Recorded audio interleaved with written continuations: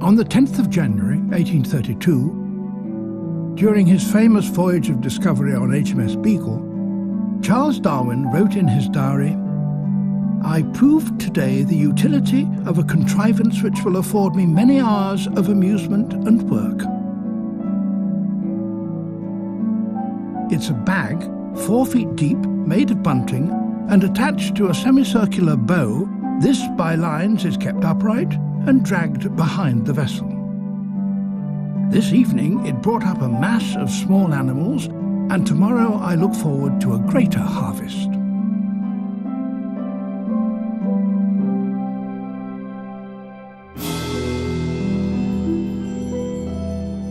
The masses of life that Darwin caught in his net were plankton, tiny animals called zooplankton, and plant-like cells called phytoplankton. These microscopic creatures that drift at the mercy of the ocean currents underpin the whole marine food chain. They also influence almost every aspect of our lives, from the oxygen in the air to petrol in our cars and the landscape around us. They create the smell of the seaside and the clouds in the sky, and they play a central role in the global carbon cycle. Phytoplankton, like these diatoms, each smaller in diameter than a strand of human hair, begin the marine food chain. They contain chlorophyll and other pigments which they use to harness sunlight, converting carbon dioxide in the seawater into organic carbon compounds which form the tissues of their body. This process, called photosynthesis, is the same process that land plants use to grow, and oxygen is one of the byproducts. The phytoplankton are so numerous that they account for approximately 50% of all photosynthesis on Earth, and so 50% of the oxygen in the air we breathe. Characterized by a glass-like cell wall made of 2 silica shells that fit together like a pillbox, diatoms are the most common type of phytoplankton. Although many diatoms live as single cells, some occur as long chains, often taking on beautiful shapes. This is another type of phytoplankton that lives as colonies of cells held together by a jelly-like matrix. Like many phytoplankton, they can cover vast areas of the sea when they bloom in huge numbers. Swirls of foam on the sea surface are a telltale signal that a bloom has occurred in the water below. Foam is due to waves binding the sticky remains of the dead colonies together. Eventually, this foam may be blown onto beaches by the wind, where it's often thought, wrongly, to signal pollution. It is chemicals released by decaying phytoplankton that help create the familiar smell of the seaside that the Victorians called the sea air. One of these chemicals is dimethyl sulfide, or DMS for short. When this chemical enters the atmosphere, it reacts with sunlight to create particles that attract water droplets to form the clouds in the sky. These white coccolithophores are also phytoplankton. They gain their characteristic pale appearance from chalk plates of calcium carbonate, with which they cover their surface. When a bloom of these phytoplankton die, their chalky plates are shed into the water, where they act like tiny mirrors, reflecting sunlight. This gives the sea a milky appearance that can even be seen from space.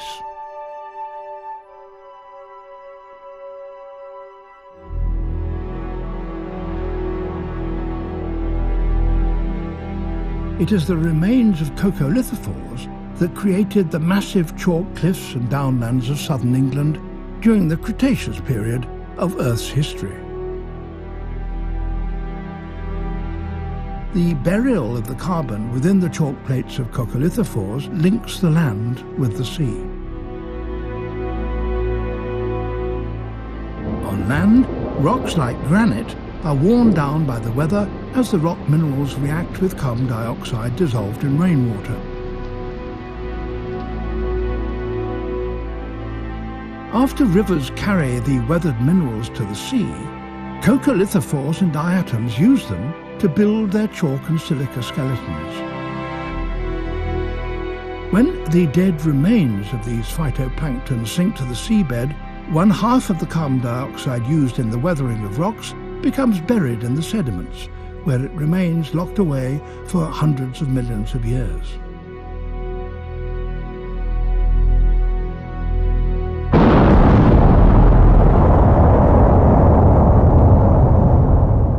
Volcanic eruptions eventually return the buried carbon to the atmosphere as carbon dioxide gas.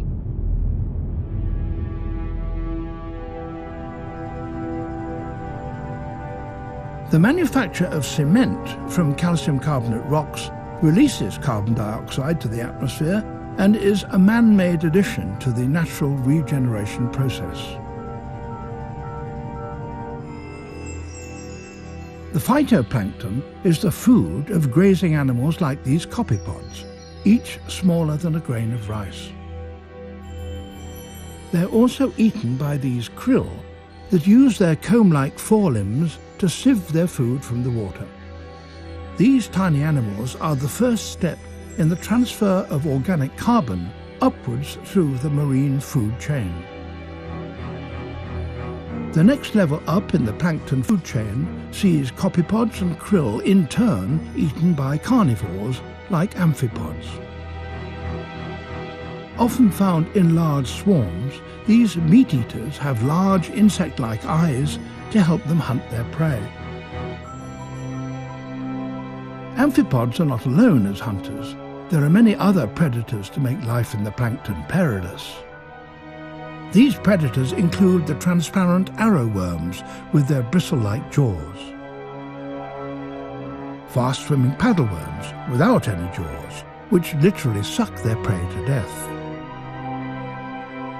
and sea gooseberries that use retractable sticky tentacles to catch their food.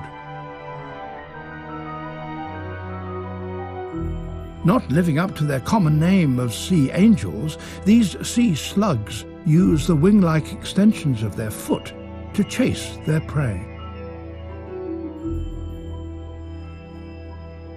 Related to sea angels, sea butterflies also use their modified foot to swim. They catch their food by casting a fishing net made of mucus into the water, into which other plankton become entangled. The shell of sea butterflies is made of aragonite, a form of calcium carbonate. Sea angels also have a small shell made of aragonite when they're young. When atmospheric carbon dioxide dissolves in seawater, it forms a weak acid. Scientists are concerned that increasing ocean acidity due to rising levels of atmospheric carbon dioxide may cause the shells of these creatures to dissolve. While all of the creatures we've seen so far spend their whole life drifting at the ocean's surface, some animals complete only a part of their life cycle there. These are the juvenile stages of creatures that will end up living on the seabed, such as the larvae of crabs and shrimps, urchins and starfish, cockles, mussels, snails, and worms. Not only is the plankton a good place for these juveniles to feed and grow, but the planktonic larval stage also provides a way for animals that live on the seabed to use the ocean currents to disperse to new places. These larval forms show some amazing adaptations to survive life in the plankton. Most crab larvae have long spines that are thought to protect them against being eaten. And just as humans can float on their backs in the sea by extending arms and legs, the young crab's spines may help it to float. Looking like a javelin, the juvenile porcelain crab takes its spiny extensions to an extreme length. After feeding and growing in the plankton, the crab larva molts into a much more crab-like form. Now lacking long spines and equipped with a pair of claws, it feeds voraciously before sinking to the seabed, where it will turn into a young crab. These are the larvae of barnacles. Using the currents for dispersal is especially important for barnacles, as most barnacles live their adult lives glued firmly to a rock. Although this larva looks very similar to that of a barnacle, to this day no one knows what animal it will become as an adult.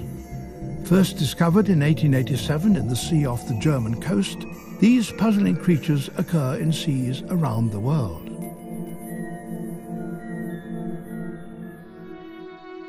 In most starfish and sea urchins, the larval tissues are used to create the juvenile animal. But in this starfish, the juvenile detaches from the body when it's time to leave the plankton for the seabed. The remains of the larva's body will then continue to swim at the sea surface for several weeks before eventually, without a mouth, it runs out of energy and dies. This is the larva of the netted dog-whelk, a snail you can find in rock pools on the seashore. To counteract the weight of their shell, snail larvae possess two large swimming lobes, fringed with beating hair-like cells called cilia. Aptly called spaghetti worms, these young worms are ready to settle to the seabed. Only a tiny fraction of all larvae will survive to settle to the seabed. Other plankton will eat many more. Jellyfish are among the most important predators. Like all jellyfish, these obelia, each one no bigger than a pinhead, have tentacles equipped with harpoon-like stinging cells. Jellyfish also include the largest members of the plankton. Although this young moon jelly is just 5 millimeters across, its bell will measure up to 40 centimeters across when fully grown. At the top of the plankton food chain are the fish and all those creatures that feed upon them. Nearly all fish lay their eggs in the plankton so that when the eggs hatch, the young larvae are surrounded by a plentiful source of food.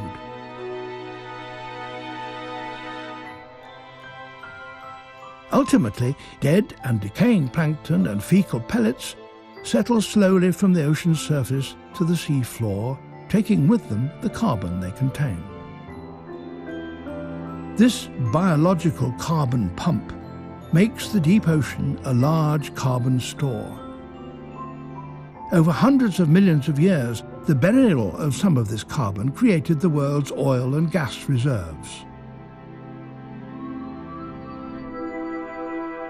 Today, by burning this oil and gas, we're returning the carbon it contains to the atmosphere much faster than its removal by the plankton food web. This is leading to increased levels of atmospheric carbon dioxide and rising global temperatures.